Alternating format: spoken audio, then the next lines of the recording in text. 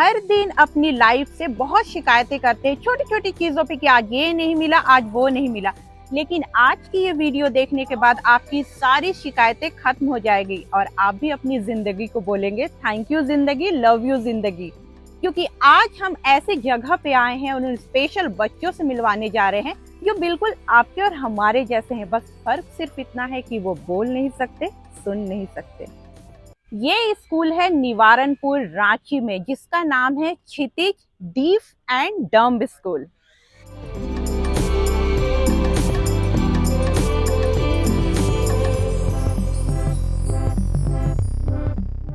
सबसे पहले हम इस स्कूल के प्रधानाचार्य से मिलेंगे, क्योंकि वही करता धरता है और वो स्कूल के बारे में, बच्चों के बारे में हमें डिटेल में जानकारी देंगे।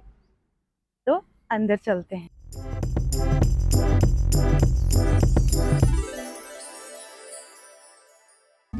ये देख रहे हैं कितना खूबसूरत पेंटिंग्स है। इसमें आपको कहीं पे कोई भी कमी नजर आ रही है? नहीं ना, ये उन स्पेशल बच्चों ने बनाया है। आज मुझे बहुत अच्छा लग रहा है, ये सुनहरा अवसर मिला है कि मैं उन बच्चों को शूट कर पा रही हूँ और हम जानेंगे कि ये बच्चे कैसे पढ़ते हैं और उन टीचरों से भी मिलेंगे कि वो कैसे पढ़ाते हैं, क्या फर्क होता है नॉर्मल बच्चों और इन बच्चों को पढ़ाने में। तो चलिए हम अंदर चलते हैं। हेलो, सो स्वीट, कितना मैनर्स है इन बच्चों में। और मुझे बहुत अच्छा लग रहा है कि मुझे आज इन बच्चों को शूट करने का मौका मिला है। देख रहे बच्चे बिल्कुल वैसे ही पढ़ते हैं जैसे कि नॉर्मल बच्चे पढ़ाई करते हैं। ये मैथ है, बिल्कुल वैसे ही बना रही है। तो वो पिछली बार भी थे। देखिए बुक्स भी नॉर्मल ही है, जैसे मतलब जो पढ़ते हैं, देख रहे हैं मैथ का जैसे बुक है वैसी, और ये बच्चे भी वैसे ही पढ़ाई कर रहे हैं। और इधर देख रहे हैं बच्चों ने सब कुछ जो बनाया हुआ है, उनके सारे यहाँ पे डिजाइन्स भी बने हुए, मतलब इन लोगों का जो आर्ट है। और यहाँ पे 2 वाइट बोर्ड भी है जिसपे मैम पढ़ाती हैं। और देखिए बच्चे मतलब यहाँ देख के उस चीज को आसानी से समझ जाते हैं।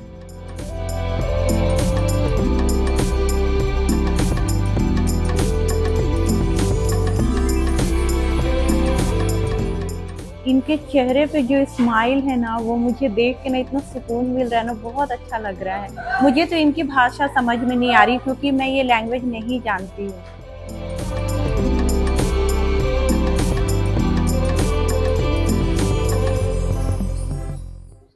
हाँ, हम जा रहे हैं दूसरी क्लास में। यहाँ पे भी बच्चे पढ़ रहे हैं और यहाँ पे हाँ, याद है। हाँ, ये भी थे, ये भी है, ये भी है, वो भी थे। अच्छा, ओके ओके।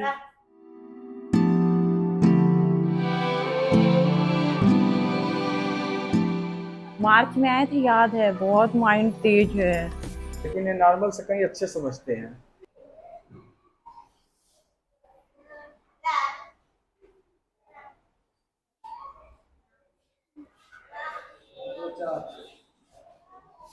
हम जा रहे हैं यहाँ पे मैडम से बात करने के लिए। हमें ये भी जानना है कि जैसे और स्कूल में बच्चे परेशान करते हैं, वैसे ये बच्चे परेशान करते हैं और इनको कैसे हैंडल करती है, वो सारी चीजें हम जानेंगे। रियली कितना प्यारा है ये बच्चा, इतनी खुशी से ये लोग पढ़ रहे हैं।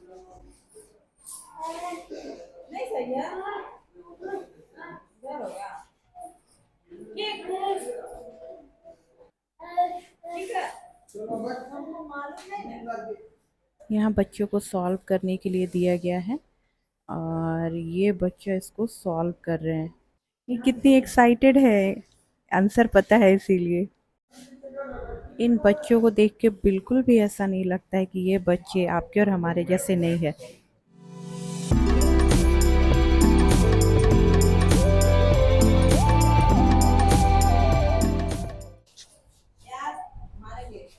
इसने सॉल्व कर दिया। करेक्ट, तालियां। सबसे पहले तो नमस्ते मैम, और आपका शुभ नाम जानना चाहेंगे? सीमा सिंह।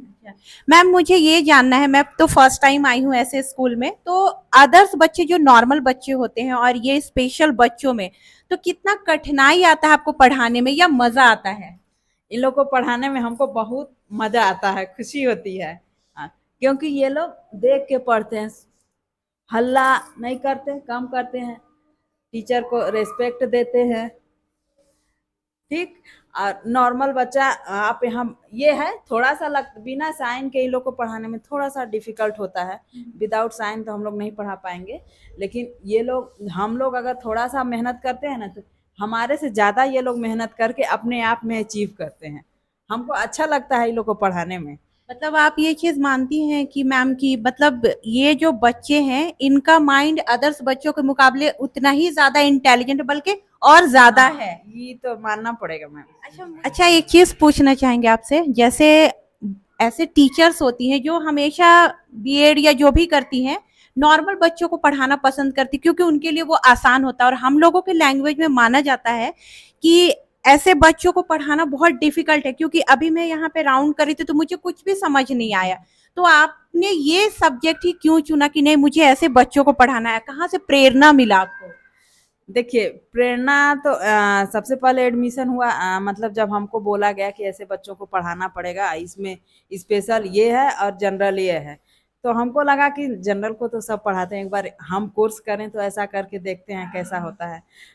कमाना तो हर आदमी औरत का काम है, कमाते ही हैं और तो कोई उपाय नहीं है। तो खाने के लिए कमाना जरूरी है, तो हम इस फील्ड को चुने कि चलो 2 साल का कोर्स हम स्पेशल इसी फील्ड में किए हुए हैं। मतलब मुश्किल हुआ था अदर पढ़ाई का शुरू में थोड़ा सा मुश्किल हुआ था, हमको भी नहीं समझ में आता था कि हम कैसे पढ़ाएंगे, लेकिन जैसे इन लोग के पास मिलते गए ना तो ये लोग सपोर्ट हमको बहुत ज्यादा करने लगे। हम थोड़ा बढ़े तो ये लोग ज्यादा जो बढ़ने लगे ना तो हमको बहुत अच्छा लगा। क्लास का स्कूल जब करने जाते थे, पहले तो अपना क्लास करते थे, उसके बाद सेकेंड हाफ में हम लोग लेसन प्लान लेके ये लोग के पास जाते थे, तो हमको लगा कि अरे ये तो नॉर्मल बच्चे से भी अच्छा ये लोग कर रहे हैं, तो मजा आने लगा पढ़ाने में। और मुझे रियली आज बहुत अच्छा लगा मैम ने जो बात बोला कि हर इंसान कमाता है, लेकिन इन बच्चों के लिए इन्होंने मतलब समर्पण किया और उसका कोर्स किया अलग से। अच्छा मैम, आप ना इन लोगों को अपने जैसे लैंग्वेज में समझाती हैं कि आपने इन बच्चों की तारीफ की, मतलब मुझे बहुत अच्छा लगा, वो आप कैसे समझाएंगी? बहुत अच्छा लगा, बहुत खुशी हुई। हाँ। मैम के लिए तालियां। ये ताली का साइन है स्पेशली ये लोग के लिए। अच्छा क्योंकि ओके। दूसरे का तो ये लोग सुनते नहीं है, तो कोई भी ऐसे सारे बच्चे ये लोग इंडियन साइन लैंग्वेज में हाँ, हाँ। ये है ताली का साइन। मैंने आज नया चीज सीखा कि ताली का साइन ये होता है।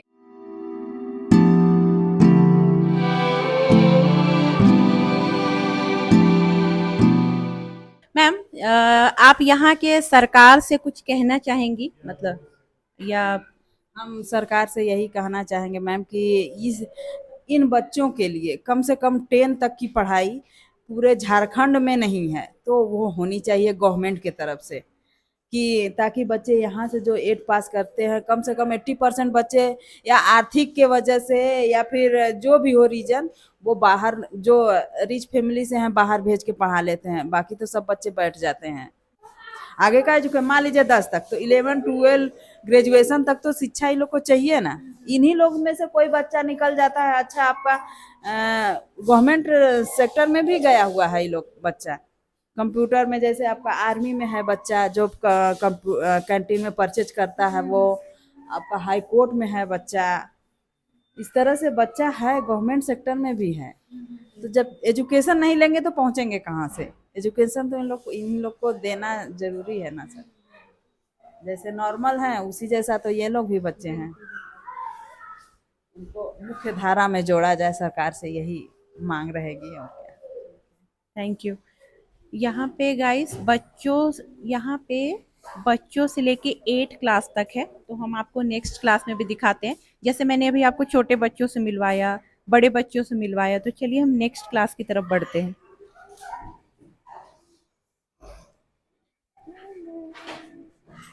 सो स्वीट, देखो बच्चों मतलब कितने एक्टिव हैं। मैंने सिर्फ हाथ हिलाया, सबने सबके चेहरे पे ने स्माइल देखिए कितना मतलब इन लोगों के चेहरे पे सच में गॉड ने जब इन मतलब कहते हैं ना कि कुछ कमियां छोड़ती है तो कुछ खूबियां भी देते हैं, तो आपको हर बच्चे को चेहरे पे ना एक अलग स्माइल और एक अलग नूर दिख रहा है मेरे को। आज विज्ञान पढ़ाया जा रहा है, 3 क्लास का है ये।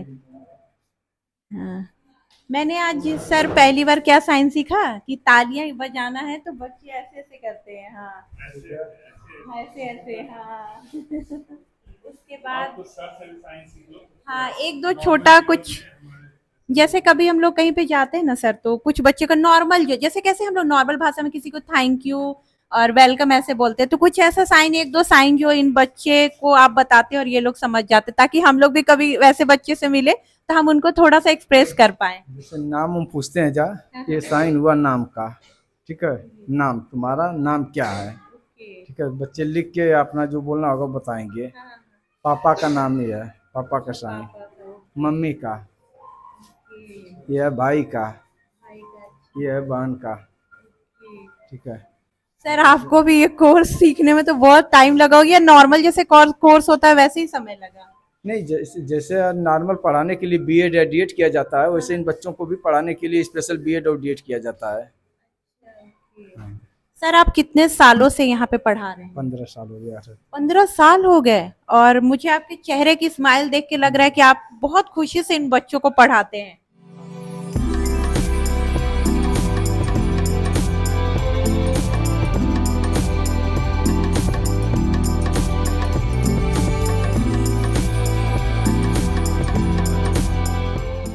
इस स्कूल में टोटल 90 बच्चे हैं, और यहाँ पे क्लास 1 से लेके क्लास 8 तक ही शिक्षा दी जाती है, और यहाँ पे टोटल 3 शिक्षक हैं। 8 पोस्ट यहाँ सेंक्शन है सरकार द्वारा, जिसमें 3 शिक्षक कार्यरत हैं, बाकी 5 जो शिक्षक का पोस्ट है वो खाली है।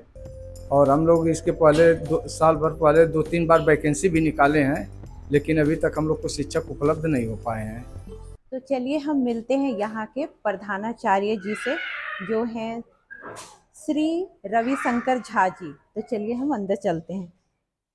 सबसे पहले नमस्कार सर, और आपका बहुत बहुत स्वागत है, और बहुत अच्छा लग रहा है कि आपने हमें कीमती समय दिया, और हमारे लिए बहुत खुशी की बात है कि हम लोग अपने चैनल के माध्यम से लोगों तक ये बात पहुंचाएंगे और आपसे कुछ जानकारी लेंगे हम लोग। आपका भी बहुत बहुत धन्यवाद कि आप अपना व्यस्तम टाइम निकाल करके मेरे विद्यालय में आए।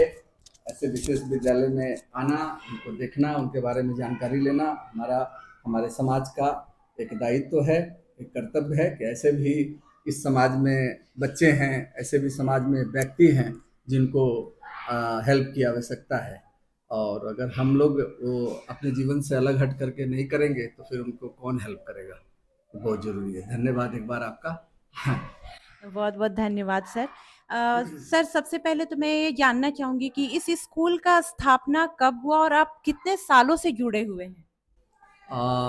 स्थापना की जहाँ तक बात है, आपको आश्चर्य लगेगा, ये 1938 से ये विद्यालय चल रहा है। उस समय हमारे स्वतंत्रता सेनानी गांधी जी ये कलकत्ता में एक अधिवेशन किए, जिस अधिवेशन में ऐसे समाज के व्यक्तियों को वहाँ इनवाइट किया जो समाज के लिए अपना जीवन को आहूत किए हुए थे। उसमें से एक थे क्षितिश चंद्र बोस, जो ये बंगाल को, ये झारखंड को रिप्रेजेंट करते थे। उसमें तो झारखंड भी नहीं था, लेकिन छोटा नागपुर उस समय था। उस छोटा नागपुर से रिप्रेजेंट करते थे, और ये उस अधिवेशन में गए।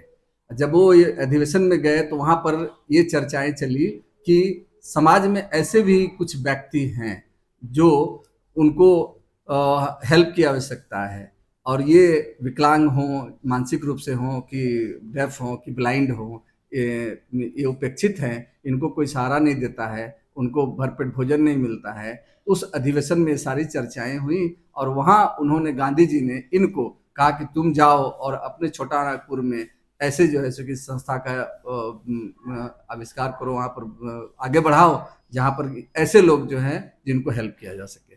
और क्षितिश चंद्र बोस 1938 में, जनवरी 1938 यहाँ आए, और इस तपोवन मंदिर जो आप बगल में देखते हैं, उस समय यहाँ पर एक नदी रहा, पीछे जो देख रहे जो नाले के रूप में हो गया, नदी था, और जितने महात्मा ऋषि और इस तरह के लोग जो थे वो तो ऐसे ही मंदिर वगैरह के नदी के बगल में ही अपना आशियाना बनाते थे। और जस्ट उसी के बगल में ये जो आप यहाँ बैठे हैं उसमें कुटिया बना करके, झोपड़ी का कुटिया बना करके, और उन्होंने इस समाज से 1 2 4 बच्चों को कलेक्ट करके लाए जो ऐसे थे, जो डिसेबल थे। फिर धीरे धीरे वो वहाँ से आगे बढ़ने लगा। 50 में जो है सो कि ये स्कूल का रूप लिया, और उसके बाद धीरे धीरे जो है सो कि बढ़ते बढ़ते ये पहले 1 to 5 था, और अभी जो है सो कि ये 1 to 8 हम लोग इन बच्चों को शिक्षा देते हैं। 8 के बाद की व्यवस्था हमारे पूरे झारखंड और बिहार में आज के डेट में नहीं है। तो सरकार से भी हम अपील करेंगे, और आप भी यहाँ के बारे में आप भी तो सोचते होंगे क्योंकि आप इतने सालों से चला रहे हैं, कि इसके आगे भी व्यवस्था की जाए, इन बच्चों को भी वो शिक्षा दी जाए, क्योंकि ये बच्चे भी बहुत ज्यादा कैपेबल है। तो आप क्या कहना चाहेंगे यहाँ की सरकार को? ये बच्चे यहाँ से जाने के बाद नॉर्मल स्कूल में एडमिशन लेते हैं, और वहाँ से ये बच्चे 9th 10th 11th 12th करके निकलते हैं। इसका जो है सो कि हजारों उदाहरण हमारे पास है, जो बच्चे जो है 9 10 11 12 करके निकल रहे हैं। उनका फीडबैक आता है तो लगता है कि भाई हाँ, हम भी कुछ किए। इसलिए तो अति आवश्यक है हमारे सरकार को, हम समाज को, हमको, कि इन बच्चों को, इनको हेल्प करें, इनको उच्च शिक्षा दे ताकि वो अपने पैर पे खड़ा हो सके। मुझे उम्मीद है कि आज की ये वीडियो देखने के बाद समाज में बहुत सारी ऐसी जानकारी आपको मिली होगी, क्योंकि मैंने भी आज बहुत सारी चीजें सीखी। और मैं सरकार से भी ये गुजारिश करूंगी कि अगर आप तक मेरी वीडियो पहुंच रही है तो इस पे आप जरूर काम करें। और वीडियो अच्छा लगा तो लाइक शेयर सब्सक्राइब। फिर मिलते हैं ऐसी किसी धमाकेदार वीडियो के साथ, तब तक के लिए बाय बाय।